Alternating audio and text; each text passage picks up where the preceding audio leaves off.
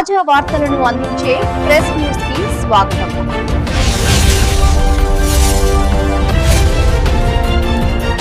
Bulletin లో ముందుగా headlines చూద్దాం.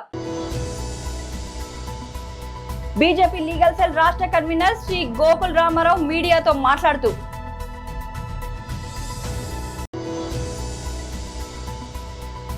కొత్తపేటలో టీమ్స్ ఆసుపత్రి నిర్మాణ పనులను పరిశీలించిన బీఆర్ఎస్ నాయకులు. తాడపల్లిలోని పార్టీ కేంద్ర కార్యాలయంలో వైఎస్ఆర్సీపీ స్టేట్ ఎస్సీ సెల్ అధ్యక్షులు మాజీ ఎమ్మెల్యే టీజేఆర్ సుధాకర్ బాబు ప్రెస్ మీట్. ఒకవైపు శాంతి చర్చలు, మరోవైపు గాజాపై ఇజ్రాయెల్ బాంబుల వర్షం, 6 మృతి. బీజేపీ లీగల్ సెల్ రాష్ట్ర కన్వీనర్ శ్రీ గోకుల్ రామారావు మీడియాతో మాట్లాడుతూ ఇచ్చినారు. తర్వాత న్యాయవాదుల సమస్యలు చాలా మటుకు అన్నింటిని కూడా తీరుస్తామని చెప్పి, న్యాయవాదులు ఎదుర్కొంటున్నటువంటి సమస్యలను పరిష్కరిస్తామని చెప్పి చెప్పినారు. ఈ సమావేశం కేంద్ర న్యాయశాఖ మంత్రితో పాటు మన రాష్ట్ర బీజేపీ అధ్యక్షులు రామచంద్రరావు గారు, తర్వాత డాక్టర్ లక్ష్మణ్ గారు, కిషన్ రెడ్డి గారు, పార్లమెంట్ సభ్యులు రఘునందన్ రావు గారు, విశ్వేశ్వరరెడ్డి గారు కూడా పాల్గొనడం జరిగింది. ఈ సమావేశంలో దేశంలో ఉన్నటువంటి న్యాయవాదుల సమస్యలు ఏదైతే ఉన్నో, దాదాపు 30 లక్షల మంది న్యాయవాదులు ఉన్నారు. వాళ్లకు కేంద్ర ప్రభుత్వము ఇప్పటి వరకు కూడా ఏ ఇన్సూరెన్స్ కంపెనీ ఇన్సూరెన్స్ చేయడానికి ముందుకు రాలేదు. ఇప్పుడు నరేంద్ర మోడీ గారి నాయకత్వంలో న్యాయవాదులకు ఇన్సూరెన్స్ చేయడానికి ప్రభుత్వం ఒప్పుకుంది. ఈ ఇన్సూరెన్స్ వల్ల న్యాయవాదులందరూ కూడా, వారి కుటుంబ సభ్యులు కూడా బెనిఫిట్ పొందే అవకాశం ఉంది. అట్లాగే చాలా చిరకాలంగా ఉన్నటువంటి అడ్వకేట్స్ ప్రొటెక్షన్ యాక్ట్, వాటి గురించి కూడా నిన్న కేంద్ర న్యాయశాఖ మంత్రి మనకు క్లియర్గా చెప్పినారు. ఏంటంటే లా కమిషన్ని మేము పంపించినాము, లా కమిషన్ ఎగ్జామిన్ చేసింది.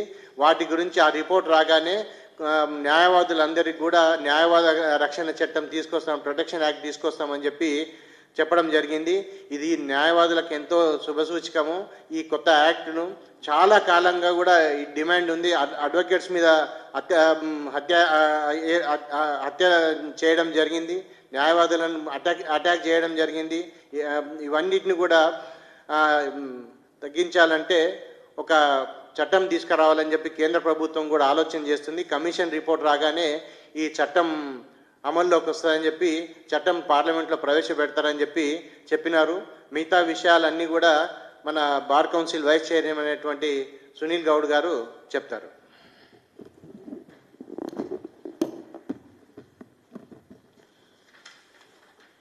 మీడియా మిత్రులందరికీ మరియు తెలంగాణ న్యాయవాదులందరికీ పేరు పేరున నమస్కారం.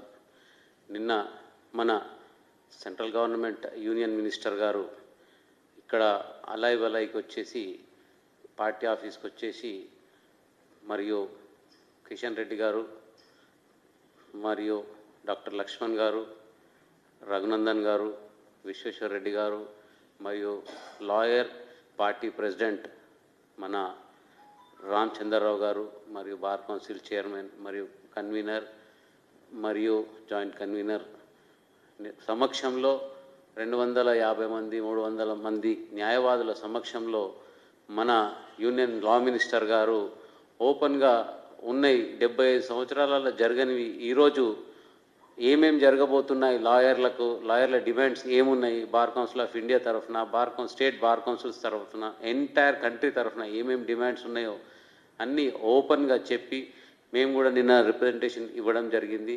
కొత్తపేటలో టీమ్స్ ఆసుపత్రి నిర్మాణ పనులను పరిశీలించిన బీఆర్ఎస్ నాయకులు. తెలంగాణ తొలి ముఖ్యమంత్రి కేసీఆర్ గారి నాయకత్వంలో కరోనా తర్వాత 100 ఏళ్ల ముందు చూపుతో హైదరాబాద్ నలుదిక్కుల 4 సూపర్ స్పెషాలిటీ ఆసుపత్రులు నిర్మించాలని ఆనాడు కేసీఆర్ గారి ప్రభుత్వం నిర్ణయించింది. దాంట్లో భాగంగా ఎల్బీ నగర్లో 1000 పడకల ఆసుపత్రి, మల్కాజ్గిరిలో 1000 పడకల ఆసుపత్రి, ఎర్రగడ్డలో 1000 పడకల ఆసుపత్రి, నిమ్స్ 2000 పడకల ఆసుపత్రి కొత్తగా నిర్మించాలని, తద్వారా హైదరాబాద్ నగరంలో 5,000 పడకల సూపర్ స్పెషాలిటీ ఆసుపత్రులు నిర్మించాలని మరో 100 ఏళ్ల ముందు చూపుతో ఆనాడు కేసీఆర్ గారు నిర్ణయం తీసుకున్నారు.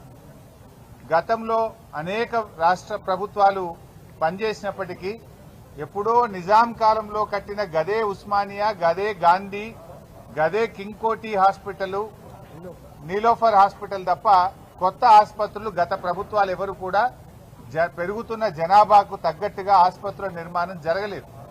కానీ కరోనా వచ్చిన తర్వాత కేసీఆర్ గారు రాష్ట్ర ప్రజల ఆరోగ్యం, పేదల ఆరోగ్యాన్ని దృష్టిలో పెట్టుకొని ఇలా పేదలు కార్పొరేట్ ప్రైవేట్ ఆసుపత్రులకు వెళ్లి అప్పుల పాలవుతున్నారు, వారికి సరి అయిన వైద్యం అందడం లేదని, ఈ కొత్తగా వస్తున్న రోగాలను పేదల ఆరోగ్యాన్ని దృష్టిలో పెట్టుకొని పేదలకు ప్రభుత్వ రంగంలో కార్పొరేట్ సేవలు అందించాలి, సూపర్ స్పెషాలిటీ వైద్య సేవలు అందించాలని ఈ 4 టిమ్స్ ఆసుపత్రిని వరంగల్లో 2,000 పడకల హెల్త్ సిటీని కేసీఆర్ గారు ప్రభుత్వం ప్రారంభించారు.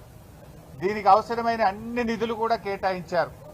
దానికి డబ్బులకు కూడా ఇబ్బంది లేకుండా నిధుల సమీకరణ కూడా కేసీఆర్ ప్రభుత్వమే చేసింది.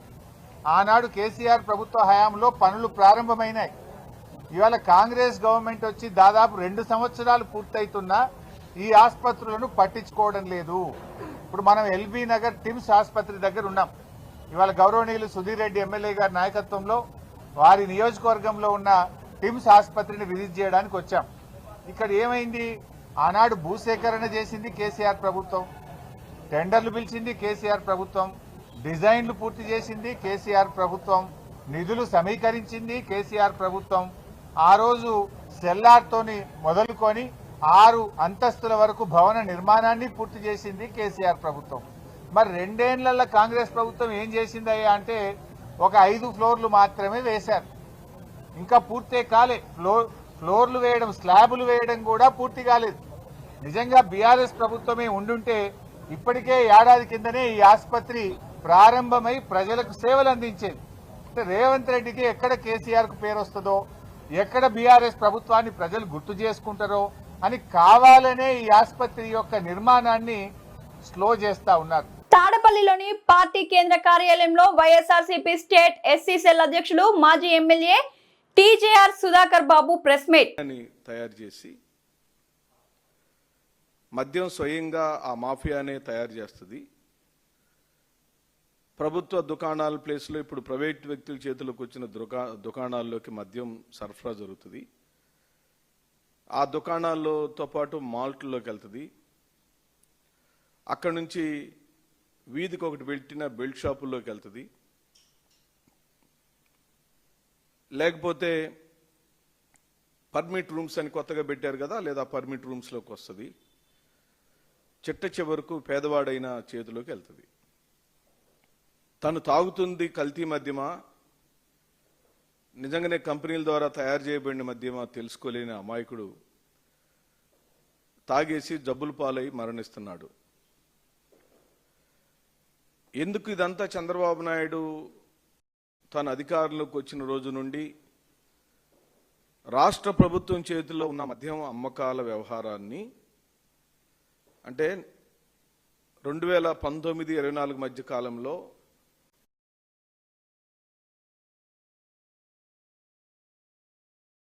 ముందుకొచ్చాం. నాణ్యమైన మద్యం అందిస్తానని చంద్రబాబు నాయుడు ఎన్నికల హామీ. నాణ్యమైన మద్యం అందిస్తానని చెప్పిన నారా చంద్రబాబు నాయుడు ఈరోజు కల్తీ మద్యాన్ని బహుమానంగా ఇచ్చాడు. ఇంకో పక్కనేమో రాష్ట్రంలో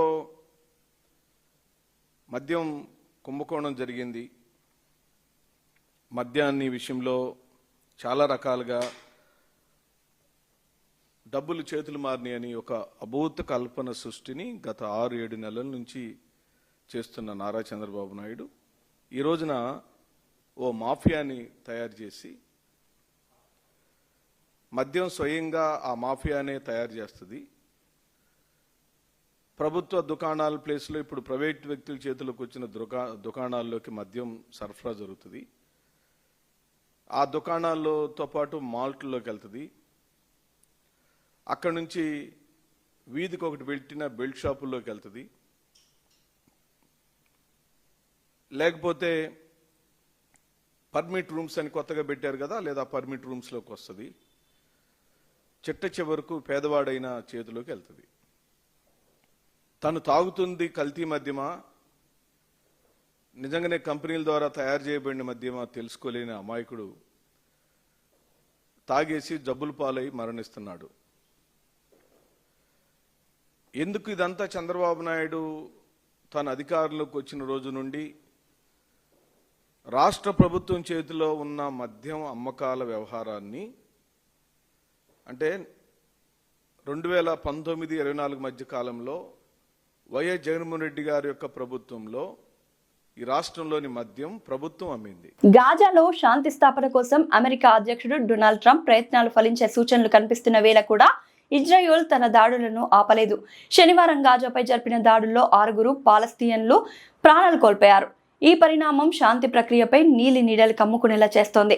స్థానిక అధికారుల కథనం ప్రకారం గాజా సిటీలోని ఓ ఇంటిపై జరిగిన దాడిలో 4, దక్షిణ గాజాలోని ఖాన్ యూనిస్లో జరిగిన మరో దాడిలో 2 మరణించారు. బందీల విడుదల, యుద్ధ విరమణ లక్ష్యంగా ట్రంప్ ప్రతిపాదించిన శాంతి ఒప్పందానికి హమాస్ సానుకూలంగా స్పందించిన కొద్ది గంటల్లోనే ఈ దాడులు జరగడం గమనార్హం.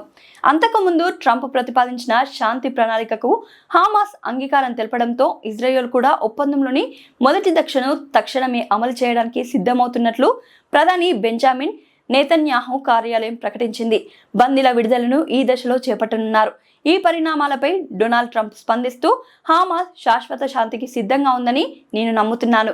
బందీలను సురక్షితంగా బయటకు తీసుకురావడానికి ఇజ్రాయెల్ తక్షణమే గాజాపై బాంబు దాడులను ఆపాలి అని తన ట్రూత్ సోషల్ ప్లాట్ఫామ్లో పిలుపునిచ్చారు. ఇది కేవలం గాజాకు సంబంధించింది మాత్రమే కాదని, మధ్యప్రాచ్యంలో దీర్ఘకాల శాంతికి సంబంధించిన విషయమని ఆయన వివరించారు. ట్రంప్ విజన్ కు అనుగుణంగానే యుద్ధాన్ని ముగించడానికి తాము సహకరిస్తామని నేతన్యాహు కార్యాలయం తెలిపింది. అయితే ఒకవైపు బందీల కుటుంబాలు యుద్ధాన్ని ఆపాలని ఒత్తిడి చేస్తుండగా, మరోవైపు సంకీర్ణ ప్రభుత్వంలోని తీవ్రవాద వర్గాలు దాడులను కొనసాగించాలని డిమాండ్ చేస్తున్నాయి. నేతన్యాహు తీవ్రమైన రాజకీయ ఒత్తిడిని ఎదుర్కొంటున్నారు. 2023 అక్టోబర్ 7న హమాస్ జరిపిన దాడితో ఈ యుద్ధం ప్రారంభమైన విషయం తెలిసిందే. ఆ దాడిలో 1200 మంది ఇజ్రాయెల్ పౌరులు మరణించగా 251 మందిని బందీలుగా తీసుకెళ్లారు. అప్పటి నుంచి ఇజ్రాయెల్ జరుపుతున్న సైనిక చర్యల్లో గాజాలో 66,000 మందికి పైగా పాలస్తీనియన్లు మరణించినట్లు అక్కడి ఆరోగ్య శాఖ అధికారులు చెబుతున్నారు. డాక్టర్ బిఆర్ అంబేద్కర్ కోనసీమ జిల్లా రామచంద్రపురంలో కూటమి ప్రభుత్వం ద్వారా మరో హామీ నెరవేరుతున్న ఆటో డ్రైవర్ల సేవలు. Auto rickshaw, maxi cab, motor cab డ్రైవర్లకు ఏడాదికి 15,000 రూపాయల ఆర్థిక సాయం అందిస్తున్న తెలుగుదేశం పార్టీ ఈ రోజు రామచంద్రపురం ఆటో డ్రైవర్ల ర్యాలీలో కూటమి ప్రభుత్వ నాయకులు వాసంశెట్టి సత్యం, అమలాపురం పార్లమెంట్ సభ్యులు గంటి హరీష్ ఆటో ర్యాలీలో పాల్గొన్నారు. అనంతరం లయన్స్ కళ్యాణ మండపంలో ఆటో డ్రైవర్ల సమావేశం ఏర్పాటు చేసి ఈ రోజు నారా చంద్రబాబు నాయుడు చేతుల మీదుగా రాష్ట్రంలో ప్రతి ఒక్క ఆటో డ్రైవర్ కు 15,000 రూపాయల చొప్పున మొత్తం 2,10,00,000 రూపాయలు నేరుగా ఆటో డ్రైవర్ల బ్యాంక్ అకౌంట్లకి జమ చేయబడినది అని హరీష్ మాట్లాడారు. ఈ కార్యక్రమంలో నియోజకవర్గం జనసేన ఇన్ఛార్జ్ పోలిశెట్టి చంద్రశేఖర్, తెలుగుదేశం సీనియర్ నాయకులు Satyam, Vasamsetti foundation chairman, municipal commissioner, auto సంఘాల నాయకులు, ఆర్డీఓ అఖిల, పార్టీ నాయకులు హాజరయ్యారు. ఈరోజు ఈ విషయానికి వచ్చే ముందు పెద్దలందరూ కూడా మాట్లాడడం జరిగింది. కానీ కొన్ని విషయాలు మీ అందరికీ మీ దృష్టికి తీసుకురావాలనే ఉద్దేశంతో ఏ విధంగా ఆనాడు మహనీయులు మేము మహానాడు రోజున సూపర్ 6 మేనిఫెస్టో మనం ప్రకటిస్తే ఆ రోజున సూపర్ 6 మేనిఫెస్టోలోని ఒక పథకం కింద స్త్రీ శక్తి అనే కార్యక్రమాన్ని మనం తీసుకోవడం జరిగింది. ఆనాడు మనం ప్రకటించింది మహిళలకి ఖచ్చితంగా ఉచిత బస్ సర్వీస్ కేటాయిస్తామని చెప్పి ఆనాడు మన మహానాడులోని ప్రకటించడం జరిగింది. అదేవిధంగా కూటమి ప్రభుత్వం అధికారంలోకి వచ్చిన తర్వాత సూపర్ 6 మేనిఫెస్టోలోని అన్ని అంశాన్ని ఒకటి తర్వాత ఒకటి అమలు చేసుకుంటూ ముందుగా వేస్తాం. మీరు చూస్తున్నారు, పూర్తయింది. కూటమి ప్రభుత్వం అధికారంలోకి వచ్చింది సంవత్సరంన్నర. ఇందులోనే సుమారు 80% మన హామీలు ఇచ్చిన సంక్షేమ పథకాలు మన అమలు చేయడం జరిగింది. మీరు ఆనాడు మీరు చూస్తుంటే ఉచిత 3 గ్యాస్ సిలిండర్, అది కూడా అమలు చేయడం జరిగింది. తల్లికి వందనం పథకం కూడా అమలు చేయడం జరిగింది. అదేవిధంగా మనము ఇప్పుడు మాట్లాడుతున్న ఈరోజు మనము ఆటో డ్రైవర్కి కూడా ఇవ్వాల్సిన ఆటో డ్రైవర్ సేవలో కార్యక్రమం కూడా ప్రారంభించడం జరిగింది. ఆనాడు పెన్షన్ గురించి మాట్లాడి 1వ తారీఖున నేరుగా మీ ఇంటికి వచ్చి కూడా అడ్మినిస్ట్రేషన్ కూడా జరుగుతుంది. ఇదే విధంగా చూసుకుంటే ఆనాడు స్త్రీ శక్తిని మనం అమలు చేసినప్పుడు చాలా వరకు యువగలం పాదయాత్రలోని నారా లోకేష్ గారికైనా మన ముఖ్యమంత్రి గారు నారా చంద్రబాబు నాయుడు గారికైనా అనేక సందర్భాల్లో ఆటో డ్రైవర్లు రావడం, వాళ్ళ రిప్రజెంటేషన్ ఇవ్వడం, ఈ విధంగా మాకు చాలా ఇబ్బంది వస్తున్నాను. ఈరోజు మీరు స్త్రీ శక్తి మీరు అమలు చేయకపోతే మేమందరం చాలా ఇబ్బంది పడబోతున్నాం. మమ్మల్ని మీరు మీ పైన మాకు ఒక నమ్మకం ఉంది, కానీ మమ్మల్ని ఒక విధంగా మీరు అందరూ ఆపుకోవాలని. ఎందుకంటే అప్పుడు మేనిఫెస్టోలోని మాత్రం లేదు ఈ ఆటో డ్రైవర్కి ఇవ్వాల్సిన ఈ సాక్ష్యం. అప్పుడైతే మాత్రం ఈ పథకం అసలు వేరే పరిస్థితి. కానీ మీరు అందరూ వచ్చి ఆయనతో మాట్లాడినప్పుడు లేదు ఇది ఖచ్చితంగా మనం అమలు చేయాలి, రేపన్నాడు మన ఆటో డ్రైవర్ని ఎక్కడ కూడా నష్టపోకూడదు, మనం అమలు చేసిన పథకాల వల్ల వాళ్ళని కూడా ఆదుకోవాలని చెప్పి ఏకైక ఆలోచనతో ఈ 15,000 రూపాయలని ఈ రోజు అమలు చేయడం కూడా జరిగిందని కూడా ఈ సభాముఖంగా మీ అందరికీ తెలియజేస్తున్నాను. అదేవిధంగా మీ అందరినీ నేనే కాదు, ఇక్కడ వేదిక పైన అందరూ కూడా మా స్కూల్ టైంలో అయినా సరే, మా కాలేజ్ టైంలో అయినా సరే, నేను జాబ్ చేసిన సమయంలోనైనా సరే, అన్ని సందర్భాల్లోని మీ అందరితో పాటు ఏదో ఒక సందర్భంలో మీ అందరితో ప్రయాణం చేస్తున్నాను. కానీ అప్పుడు మాత్రం మాకు ఒకటి అర్థమయ్యేది, మీరెప్పుడు కూడా రాత్రన్నా పగలన్నా ఏ సమయమైనా సరే ఎవరు వచ్చినా సరే అడిగినప్పుడు లేదు వాళ్ళని ఒక్క పాయింట్ వాళ్ళని ఒక చోట తెప్పాలంటే జాగ్రత్తగా వాళ్ళు మహిళ అయితే ఇంకా జాగ్రత్తగా మీరు తీసుకుని చర్యలు తీసుకుని వాళ్ళని తిప్పడానికి ఒక బాధ్యత మీరు తీసుకున్నాం. చాలా వరకు నేను చూసాను, ఎప్పుడైనా సరే మీరు అడిగిన రేట్ కన్నా చాలా తగ్గించమని అందరూ కోరుతారు, కానీ మీరు ఎప్పుడు కూడా డబ్బుల గురించి పనిచేయలేదు. మీరు ఎప్పుడు పనిచేస్తుంది ఏంటంటే ప్రజల గురించి సర్వీస్ చేయడానికి మీరు అందరూ పనిచేశారు. కూడా ఒక్కసారి ప్రత్యేక ధన్యవాదాలు తెలుపుకున్నాను. ఈరోజు ఈ 15,000 రూపాయలు మీకు ఆదాయంగా మీకు ఆదాయం వస్తుందని ఏకైక ఆలోచనతో ఇది తీసుకురావడం జరిగింది. ప్రతి సంవత్సరం కూడా ఈ అమౌంట్ని నేరుగా ఎవరు మంచి వ్యక్తి లేకుండా నేరుగా మీ అకౌంట్లోకి వచ్చే విధంగా కూడా ఈ కార్యక్రమాన్ని ఏర్పాటు చేయడం జరిగింది. అదే కాకుండా ఇదే కేంద్రం కూడా మీరు చూస్తున్నారు ఏ విధంగా జిఎస్టీని దీపం అనే రూపంలో ఆల్రెడీ అమలు చేశారు. ఈరోజు మధ్యతరగతి కుటుంబాలు దాగడం ఆ కుటుంబాలన్నింటినీ కూడా ఆదాయం రావాలని వాళ్ళందరూ జిఎస్టీని 28% నుంచి సుమారు 8% కూడా తగ్గించడం జరిగింది. అదేవిధంగా కొత్తగా ఆటోలు పర్చేస్ చేసుకుంటే దాని మీద కూడా తగ్గింపులు చర్యలు కూడా తీసుకోవడం జరిగింది. ఇవన్నింటినీ కూడా అనేక సందర్భాల్లోని మనం కూడా ఈ విషయాన్ని కూడా మీ అందరి దృష్టికి తీసుకురామని కూడా ప్రభుత్వాన్ని అందరినీ కూడా ఆదేశించడం జరిగింది. ఈ విషయాలు కూడా మీకు అవగాహన రావాలంటే ఖచ్చితంగా మీరు దీని గురించి ఆ మెటీరియల్ కూడా బీసీలకు జనగణతో పాటు కొలవాలని చేయాలని ఒంగోలు సిపిఐ కార్యాలయంలో జరిగిన రౌండ్ టేబుల్ సమావేశంలో మాట్లాడుతున్న బీటీఏ రాష్ట్ర నాయకులు చీమల దిన్నే వెంగయ్య గారు. మరి పెద్దలు చాలా చక్కగా చాలా విషయాలు మాట్లాడారు. మరి గతము భవిష్యత్తు గురించి కూడా అనేక విషయాలు తెలుసుకుంటున్నాం. మరి మహనీయులు పూలే గారి గురించి, అంబేద్కర్ గురించి, పెరియార్ గురించి ఇవన్నీ మనం అన్నీ కూడా తెలుసుకుంటూనే ఉన్నాం. మరి పెద్దలు చెప్పినట్టు అనేక విషయాలు చర్చించుకుంటూనే ఉన్నాం. ఒక ఐక్యంగా పోరాటం చేసి బయటకు వచ్చి మరి మనని నిలదీసేటువంటి విషయానికి రాలేకపోతున్నాం. ఇందాక చెప్పినట్టు మహేందర్ రెడ్డి గారు మీరు ఇంతమంది ఉంటే మరి మీరు చేయొచ్చు కదా, మీరు గెలవచ్చు కదా అన్నట్టుగా మనము ఆ పని చేయలేకపోతున్నాం. అందుకే వాళ్ళు మరి వేల సంవత్సరాల నుంచి వారు వేసుకున్న పథకం ప్రకారం మరి భారతదేశాన్ని నిర్వీర్యం చేసే విధంగా మరి వృత్తులుగా మరి విభజన పరంగా చేసి ఈరోజు మనకి ఈ స్థితి భారతదేశాన్ని కానీ ఈ స్థితికి తీసుకొచ్చారు. వారు లేస్తే దేశభక్తి అంటారు, లేకపోతే ఇంకొకటి అంటారు. ఇట్లాగే ఉండాలి భారతదేశం, ఈ సంపద సృష్టించాలని మేము ఈ విధంగా చేయాలి అని చెప్తూ ఉంటారు. అయితే మనము ఆ రోజుల్లో ఉన్నటువంటి పరిస్థితుల్లో మహనీయులు కొంతవరకు పోరాడారు ఆ రోజుల్లోనే. అప్పుడు ఇలాగ జరుగుతూ ఉంది. పెరియార్ లాంటి వారు కానీ ఎవరైనా ఇలాంటి సమావేశాల్లో ఇటువంటి విషయాలు లేవనెత్తినప్పుడు అవన్నీ పక్కన పెట్టడం కాదు. ఇక ఇప్పుడు జరగబోయి అట్లా మనల్ని మభ్య పెడుతూ ఇలాంటి స్థితికి వచ్చారు. కాబట్టి మనం అడుక్కునే విధానంలో ఎంతవరకు ఎంతకాలం ఉన్నప్పటికీ ఇలాగే ఉంటుంది.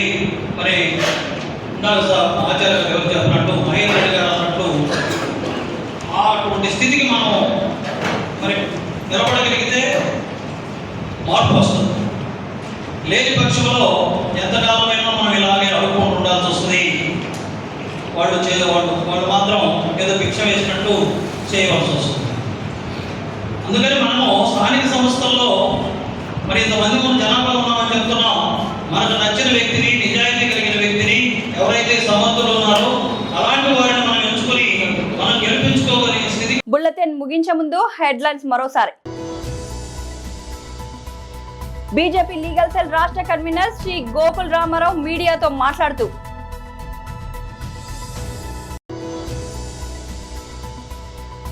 కొత్తపేటలో టీమ్స్ ఆసుపత్రి నిర్మాణ పనులను పరిశీలించిన బీఆర్ఎస్ నాయకులు. తాడపల్లిలోని పార్టీ కేంద్ర కార్యాలయంలో వైఎస్ఆర్సీపీ స్టేట్ ఎస్సీ సెల్ అధ్యక్షులు మాజీ ఎమ్మెల్యే టీజేఆర్ సుధాకర్ బాబు ప్రెస్ మీట్. ఒకవైపు శాంతి చర్చలు, మరోవైపు గాజాపై ఇజ్రాయెల్ బాంబుల వర్షం, 6 మృతి. ఇది ఇవాల్టి బుల్లెటిన్. మరో బుల్లెటిన్ లో మళ్ళీ కలుద్దాం.